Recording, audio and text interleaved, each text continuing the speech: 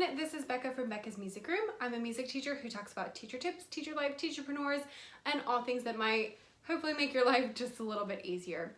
Today we're going to talk about something very important, and that is what are the most important things that you need to do to go back to school.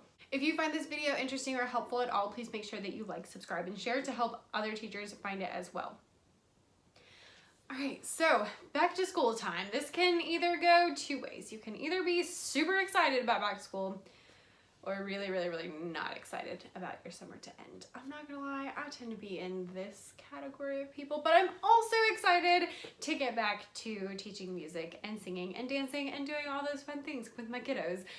So back to school happens and it's like this flurry of pencils and buying new classroom products and making new things and TBT sales and all these things that are just really exciting. And you see all over Pinterest like classroom tours and all these Pinterest perfect classrooms and like gorgeous things and flexible seating out of the wazoo. And that's awesome, first of all. Super awesome. I even did a classroom tour last year for my music room. I will link it down below because honestly this year not much has changed.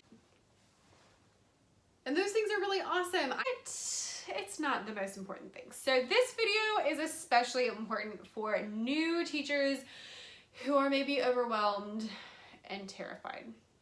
There's really only 3 things you need to do to be ready for back to school. There's lots of things you can do to get back to school, but 3 things that really need to happen. And they're maybe not the most exciting things. Those things are rituals, routines, and lessons. So why are these important? Because these are the things that are actually going to make your classroom run. The most important things in your classroom are your classroom management and your teaching. It doesn't matter if your classroom is gorgeous or completely bare. If you really work on your classroom management and your teaching, everything else is fine. Like, yeah, it's cool to have really pretty classroom, and you'll see if you go look at mine that I do have, you know, like a little bit of a color scheme going, and I have bought some stuff for it, but not a lot because I try to spend my time working on these other things. So number 1 important thing, these really aren't in any particular order, but number 1 is going to be your rituals. Rituals are all of the like ins and outs and nitty gritties of your classroom. Your rituals can encompass a lot of different things. Rituals are like the nitty gritty ins and outs of your classroom. What are you okay with kids doing and what are you not okay with kids doing? How are you gonna start the day? How are you gonna end the day?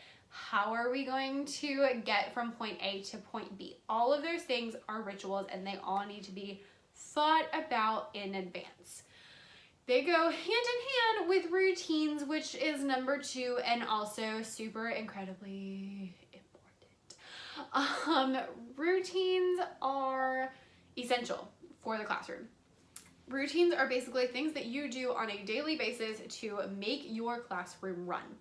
They include things like passing out supplies, getting in line, starting class, getting attention, how the kids ask for things, if they can ask for things, when you go to the bathroom, when you get water, all of those things fall under routines and they are so vitally important. Classes that run really well are ones that have really good routines that they are like sunk into them and they do on a normal basis. If you want to have a good classroom, focus on your routines. So things like, how are you gonna have the kids line up? If they line up, they need to do it a certain way, they need to do it the same way every time. Are you gonna have a line order? Are you gonna just have a free-for-all? Are you gonna do different ways, different times to have them use some of their brain and have some fun? Like all those things are things that need to be thought about. All of those things are things that you can find on like Pinterest and lots of ideas. Go research routines for the classroom and just all those different things. I actually have some music specific ones that I will link down below to help you out. But having routines will just simplify your life as far as gathering supplies, getting in line, getting water, getting whatever. All of those things can be routines. Once the kids get the routine down, your life is so much easier. Not easy, but easier.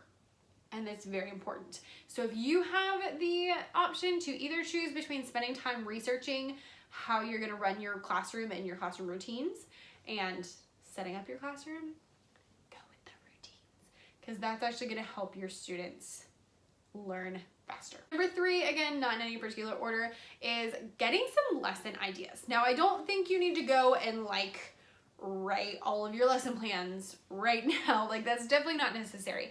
But if you have a curriculum, start looking through it as soon as you can. You might be able to find some information online if you have something that like a lot of schools are using, and those kind of things that can just get you more familiar with it so that you're a little bit more ready. If you have some more freedom, like I teach music, I don't have an actual curriculum. I do have things that I teach, I have standards, but I don't have a curriculum. So I get to choose things. So I like to go through and like look on Pinterest, look at blogs, look through books, all those kind of things to just get a few new ideas, because I have been teaching a couple of years. But especially my first year, y'all, I had pages and pages of research I had done on different ideas for things we could do. Because I knew when school started, I was not going to have time to peruse through Pinterest and teachers pay teachers and find more lessons. I knew I had a lot more time during the summer to do that. So when you're going to set up your classroom, make sure that yes, your classroom is functional and aesthetically pleasing, but really make sure that you focus on rituals, routines, and lessons. Also remember that you can change your classroom at any point. So you can keep going in your classroom. You can keep adding things. You can change things. You're going to add and change things as the school year goes, because you might have some decor items that you realize just are not working, and that's okay. Don't stress about your classroom. Focus on your rituals, your routines, your lessons. That is the academics and the classroom management, and it'll be so much better. Now again, having an awesome classroom is also awesome, but don't focus so much on your classroom that you don't know what you're gonna teach. You need to have both. And if you have to pick, go with what you're gonna teach and how you're gonna teach it as opposed to the classroom. If you have time, go for making the pretty classroom and then send me a picture and tell me how awesome you are. If you have anything to add, please make sure you leave it down below in the comments. Thank you so much for watching. And if you found this interesting, make sure you like, subscribe, and share, and have a wonderful, wonderful week.